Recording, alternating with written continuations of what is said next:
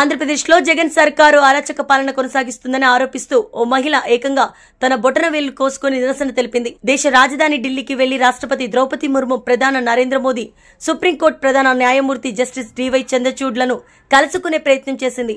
వారిని కలవడం వీలు కాకపోవడంతో జగన్ పాలనలో ఏపీలోని మహిళలు ఎదుర్కొంటున్న సమస్యలను దేశం దృష్టికి తీసుకురావాలనే ఉద్దేశంతో తన వేలు నరుక్కున్నట్లు తెలిపింది. ఈ మేరకు సోషల్ మీడియాలో బాధితురాలు విడుదల చేసిన ఓ వీడియో ప్రస్తుతం వైరల్ గా మారింది.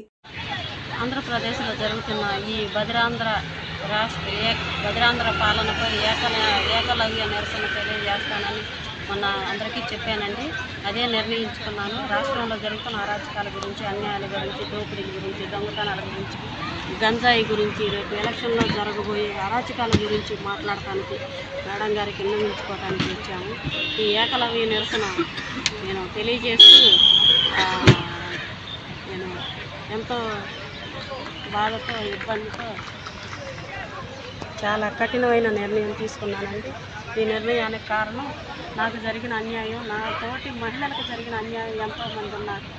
వాళ్ళందరి కోసం నేను ఈ నిర్ణయం తీసుకోవాల్సి వచ్చింది. ఈ నిర్ణయం కోసం నన్ను మన్నించాలని పెద్దలుగా ముర్ము గారికి, మోదీ గారికి, మన చంద్రచూడ్ గారికి, వీళ్ళందరికీ విన్నవించుకోవాలి వచ్చాను. వాళ్ళని కలవటానికి నా వల్ల కావట్లేదు.